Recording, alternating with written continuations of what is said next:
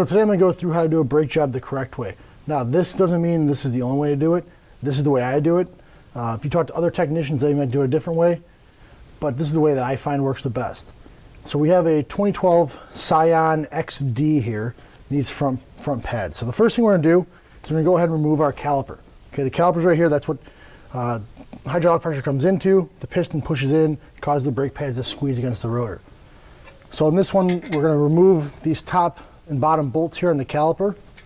Okay, these are our caliper slide bolts. Always make sure that your wrench is going the proper direction when you go to take stuff apart. Okay, we're going to loosen up both the top and the bottom bolt first before I take them out. That way it keeps the caliper from flopping around while you're trying to get the bolts, the one bolt out. We'll take those bolts, we're going to set them aside in our magnetic tray. Now we can go ahead and we can pull our caliper off. Now some people prefer to take a C-clamp and compress the piston a little bit to get this off. Other people do it without that. One thing you need to be aware of is that if we pull this caliper off, it's held on here by this brake hose. If I let this hang on that hose, it's going to put a lot of undue stress on the joints and could cause it to fail. So one thing we're going to do is we're going to use this hook. You can buy them at most auto parts stores. You can use a piece of wire. We're going to hook that on the strut, and then we can hook our caliper onto there, and it's going to make sure it holds it up and out of the way. So it's out of our way, but also is not hanging on the hose and damaging the hose. Next thing we're going to do is we're going to go ahead and just pull our brake pads out. They should slide out nice and easily. If they don't slide out, then we're going to have probably some issue of buildup of rust on the caliper slide bracket. Now with the brake pads off, we can see we have our backing plate here, and up here, sticking up a little bit past the backing plate, is our friction surface. If we use our brake gauges here, we can measure, we're at about 2 millimeters of pad, which does not have a lot of life left in it. So these do definitely need to be replaced. Next thing we're going to do is we're going to take off our caliper slide bracket. There's 2 more bolts on the back side here. And once again, we're going to go through and loosen them up.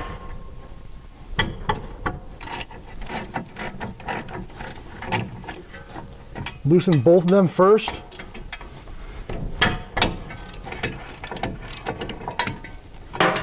Then we can go ahead and remove them. A lot of times these bolts are held in with some Loctite, so they might be a little bit harder to take off. If you saw how I was doing that before, I took and held the wrench and kind of gave it a couple smacks with my hand. That'll help create kind of an impact wrench type of feel to it, so it'll help break that bolt loose a little bit quicker. If you're having trouble, the best thing to do is go ahead and grab a larger ratchet or a breaker bar. The longer the handle, the more torque you get, the easier it is to take off. So now we have our caliper slide bracket off. We have our bolts. We're going to set these to the side. We'll come back to those in a little bit. Now the last thing we got to take off is our brake rotor. Our brake rotor is stuck on here pretty good. I can't pull that off. There's 2 options you can do. On the rotor, on this car, there's 2 screw holes here. We actually put some screws in, and as you tighten them down, it'll take and push this rotor back off of the car. Other technicians prefer the old hammer method, where we're going to take the hammer, we're going to hit in between the lug studs on the face of the rotor here, or on the hub of the rotor, in order to get it off. In this case, we're replacing the rotor, so I can actually go from the back side here and take the hammer and go in between here and use the hammer to hit that off. It doesn't really matter which way you do it. Any way that gets it off. If I'm going to reuse this rotor, I need to cut it. I would never hit it from the back side here. I would always go from the front, or if it has the holes like this one does, I'd use that. So I'm going to do a quick demonstration of how you would use the hammer method.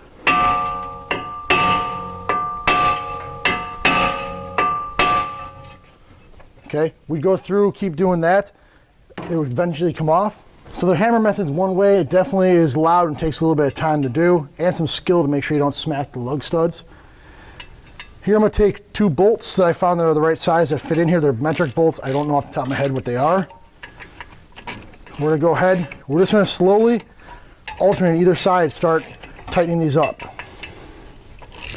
And what you'll see is once these get up against the hub, you'll see this rotor start to pop back. Okay, you can hear it popping. It's breaking that rust free. So we're just going to go ahead and alternate side to side until that rotor comes off. So now we have the brakes all apart. Next thing we gotta do is put it all back together. We need to get rid of the rust around the hub here in order to make sure the rotor sits flat or parallel to the vehicle. So to do that, we're gonna use some of these Scotch-Brite pads. It comes with an adapter you can put on your quarter angle grinder, and has a hole that actually passes the lug stud through and cleans around the lug stud. So we're gonna go ahead and clean it. Then I'm going to go through with the same pad here and go in between each one of the lug studs here to clean up that. That's going to get off the vast majority of the rust. If you don't have an air quarter grinder, angle grinder, and the 3M pads, you can try it with a nice wire brush. You'll be here for a long time. You definitely won't get all of that off. So the main purpose here is to get off as much rust as we can. There's still a little tiny bit around here, but we're definitely better off than we were when we first started. Okay. Now when we put the new rotor on, we want to make sure that the new rotor doesn't stick to the hub like the old rotor does. Throughout the rest of this brake job, put it back together, we're going to use this ceramic parts lubricant. Okay, this is from Permatex from Napa. It's a purple grease. What I'm going to do here is just take a little bit on my finger. I'm just going to put a little bit of grease around the hub portion right here. That'll help keep the new rotor from sticking onto the hub. When we get our new rotor, it's going to come in a bag. Inside the bag, the rotor is actually coated in oil and grease in order to keep it fresh and from rusting. So what we need to do is we need to go ahead and clean this off. So we're just going to take some brake cleaner and clean that off. If I cut the rotor, I would go through and actually go and take it to the sink, wash it off with some Dawn dish soap and a stiff brush to get any of the chips that get stuck in there.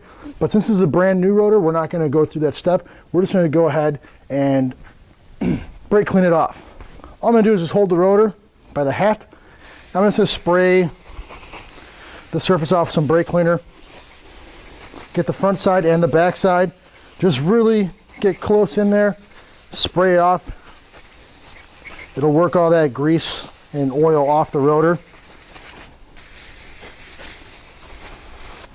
Now when I go to put the rotor back on the vehicle, I want to make sure I grab by the hubs here. I don't want to be grabbing the rotor anymore because I'll get my dirty hands all over it. So now we can go ahead, we can put our rotor back on.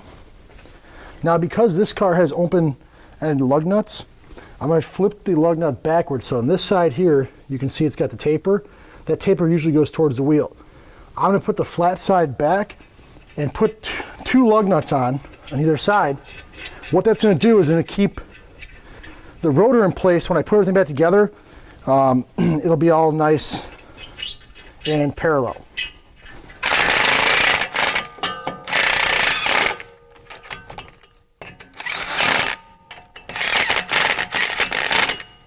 Now on cars that don't have open-end lug nuts, they have closed-end lug nuts, one tip you can use is take some open-end wrenches. You can put them on here and run the lug nut down, tighten it down, and that'll help hold it and act as a spacer. The other thing you can do is get some washers that are large enough, stack a bunch of washers behind there, and then put the lug nut on to hold it in place that way. So now I have my rotor on the car. I'm going to go through and just give the rotor a quick little spray down. Make sure I get all the grease and grime off. Next thing we're going to pay attention to, or turn our attention to, is going to be the caliper bracket. We got to change out the clips on here and clean and lubricate these slides to make sure that they move nice and freely. So in your new brake pad box, they should, if you buy nice pads, they should include all the new hardware clips that we need. So we're going to go through, open this up, and take a look, and there's a whole bunch of stuff in here. We have 1, 2, 3, 4, 5, 6, 7, 8 clips, and then we have 4 of these other clips that are actually going to go on the brake pads. So if we look at the original brake pads, each brake pad on one side has this clip on it. Okay, the other side does not have the clip on the ears here. So we'll put those 4 clips back in the box with the pads. We'll set that aside. Now one thing you want to pay attention to is how these clips are put in there from the factory. So we know when we put the clips on, we got to find the right clips that match up. So this clip would go, for instance, over here. this clip would go on this side, and vice versa on the other side. These clips should come out pretty easily. You should be able to pop them out with your fingers. If not, a little flat blade screwdriver will help you get those out in short order.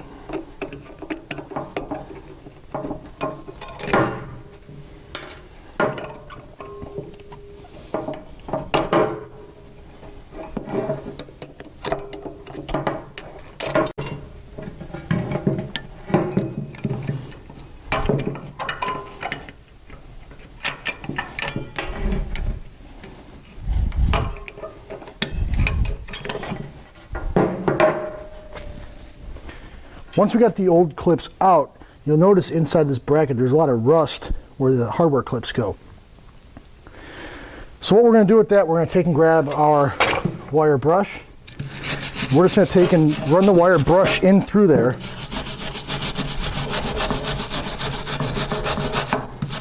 To help get rid of that. We'll do both sides.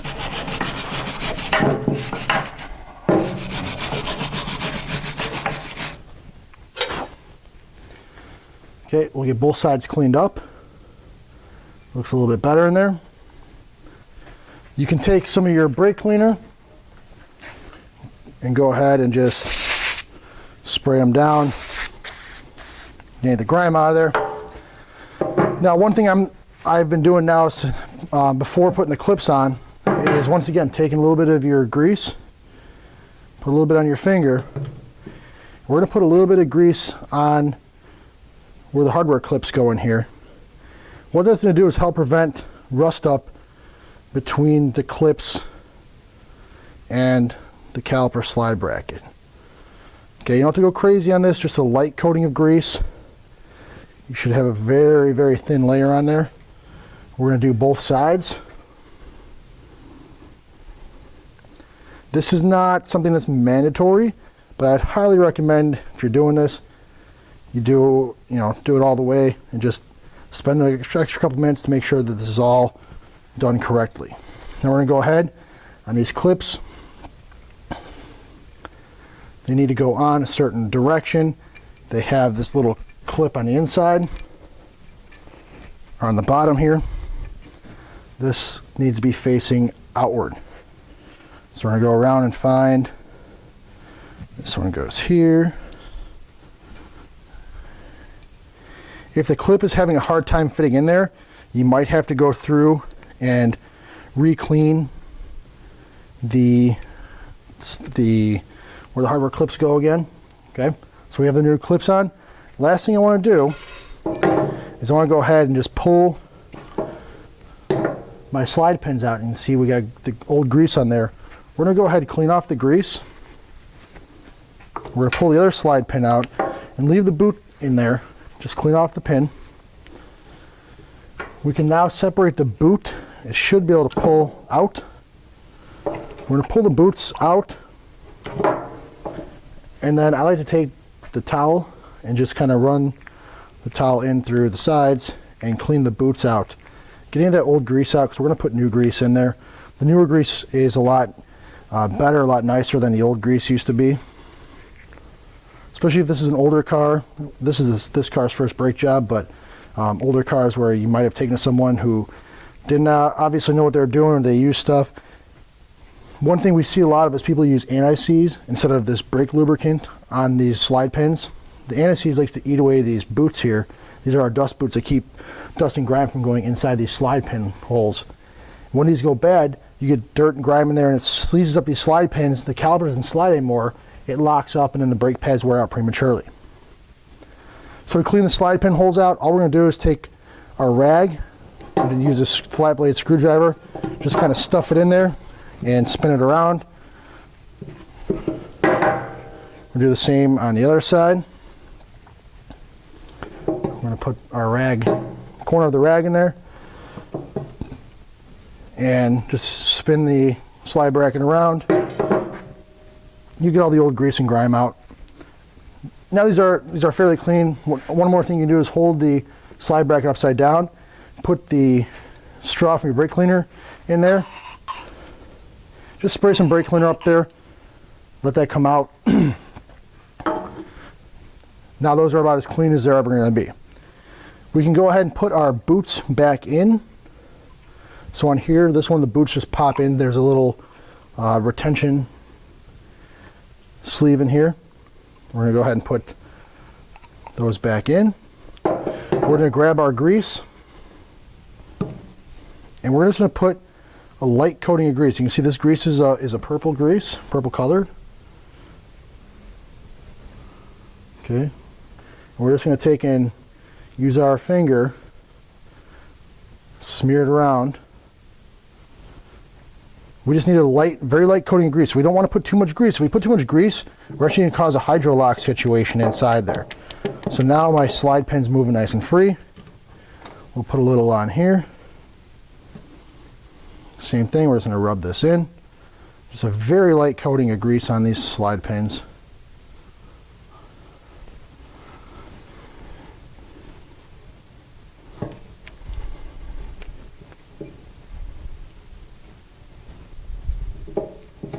Okay, so now our slide pins move out nice and freely. Next step here is we're going to put our caliper bracket back on, and we're going to take our 2 bolts and put those back in place. This part here, you just got to kind of line up the holes in the bracket with the holes in the steering knuckle. We're going to take and put both the top and the bottom bolt in.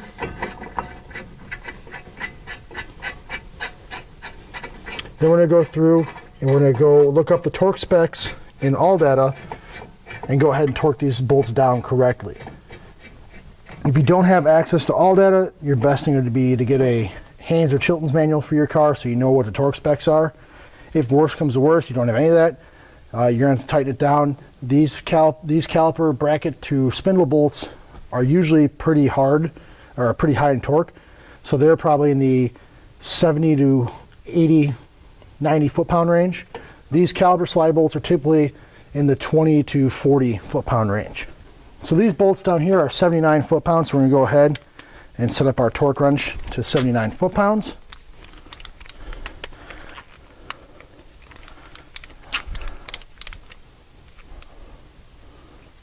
So we're at 80, so 79. Then we're going to go ahead and torque this down.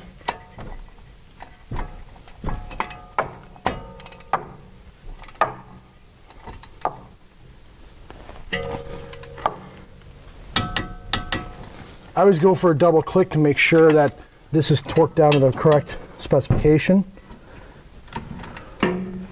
So all I do is pull up, stop when I hear the first click, let off a little bit, and then proceed to press down a little more to try and get that click, the second click to happen. Once I get my 2 clicks, I know that I've torqued that down pretty well. Also remember, when you're torquing stuff, you want to have a nice fluid movement. You don't want to jerk the wrench because that can cause incorrect torque readings. So now I have that set. Now it's time to go ahead and put the brake pads in. So remember, we had the brake pads, had these little clips on them. If we go ahead and look at the old brake pad, the old brake pad here to the new brake pad, the clip went on this side, so we're going to go ahead and just put the clip where it belonged. We're going to transfer that to the other pad for the front side as well. So both front pads are going to get the clip put on. We're going to go ahead, take some more of our grease. We're going to put a little bit of grease on the ears of our caliper. Okay, and we'll just kind of rub that in a little bit. This will help ensure that the pads move nice and smoothly in the caliper hardware. Then we're going to go ahead and put our pads on. There's no front or back pad to this, so our pads just kind of fall into the bracket here.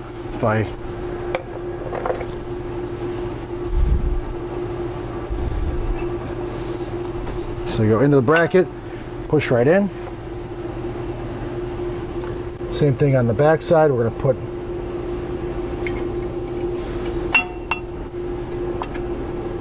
them in. Now if the pads don't fit in there nice and smoothly, you could have a problem with where these calipers, the hardware goes, could not be clean enough. There could be a lot of rust buildup in there. If you try to force them in and they don't go nice and smoothly, you will have an issue with them binding and it'll cause other brake issues. Now we're going to take our caliper and I'm just going to set it up right here on top of the rotor. Now what I need to do is go ahead and push the piston right here back into the caliper. To do that, we're going to take our old brake pad and we're going to put it in there. We're going to grab one of these tools you can buy from most auto parts stores. It's going to slip in between the caliper and the brake pad.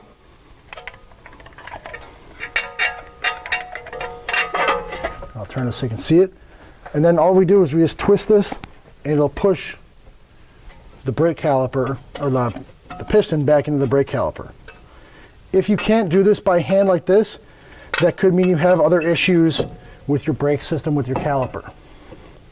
So all we're going to do is push this in until it stops. We're going to do this nice and slowly. We're not in a rush. Okay, right now we're starting to get a little tension on here. It's starting to get a little harder to push in. And right about here, it looks like it stopped moving. So we're going to go ahead, pull our tool out in the old brake pad. Now we can go ahead and make sure our hose isn't all twisted up here. We're going to put our caliper back on. Now one other thing I like to do is I like to take my brake grease and I'm going to see where my caliper is touching my pads. So in this case I have the front ears right there and there. I'm just going to take and put a little dab of grease in that area. I'm also going to put a dab of grease on the back where the piston's going to go. What that's going to do is it's going to keep that area lubricated and help keep noises away. Okay, so brake noise is one thing we don't want. This will help keep those noises away. We're going to go ahead and put in our top bolt here. Just start it by hand, and these are torqued down to 25 foot-pounds. We get our bottom bolt in and try and run them down with your fingers all the way, and then we can go grab our torque wrench.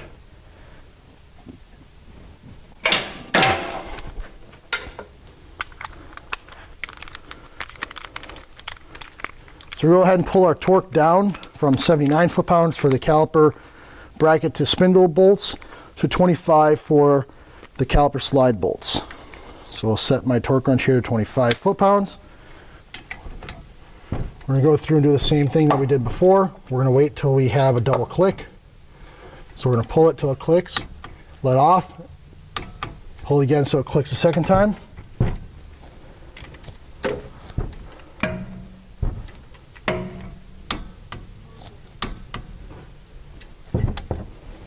Once we go ahead and torque down these back bolts, our caliper, we can swing a little bit, it's sliding back and forth easily. I can take a little bit more of my brake cleaner and just spray it on the face of the rotor where I was working. I can spray along the back a bit too. I want to spray all over the caliper because I'd start getting some of my grease out of there that I want in there to help lubricate stuff. At this point I can go ahead and pull my bolts out. I can mount my tire back on there, put the wheel bolts back on, make sure I torque those down to their proper specification. Do the other side of the brakes. When I'm done with the other side of the brakes, the last thing you want to do in a brake job is you want to make sure when you get in the car, you get the wheels back on, it's on the ground. You want to get in the car, start the car up, you want to pump the brake pedal a couple times. You'll notice the first time you hit the brake pedal, it's going to go straight to the floor. It's going to be really spongy. As you start to pump it up, it's going to start getting firmer until it goes back to its normal state. What that's doing is that's pushing the caliper inside the piston, or the piston inside the caliper out, pushing it closer towards the pad, and eventually gets it in the right spot where it needs to be. After I've done that, then I can move the car out. I want to take it for a test drive, and I want to do what's called bedding the pads. I want to get the brake pad material embedded into the rotor here. Easiest way to do that is take it for a quick drive, and you want to go up to about 20 miles an hour and gently slow down to 0 miles an hour. Go up to 20, down to 0. You want to do that about 6 to 8 times. After that, it's pretty much good to go. I always tell people for the first 150 miles you might hear little squeaks or noises. If you hear anything after 150 miles, then bring it back and we can check it out, or you gotta take it apart and check out what the issue is. That's usually just stuff breaking in. And then for the first 150 miles, you want to avoid any hard stops. Now, if you're in an emergency situation, obviously you got to go ahead and hit the brakes, slam on them. That's natural, that's fine. But if you're a person who likes to drive very heavily and you like to late brake, you like to wait till you get up on someone and hit the brakes, try to drive a little easier. That'll help the pads break in a lot easier, help the rotor break in, and allow your brakes to have a longer life.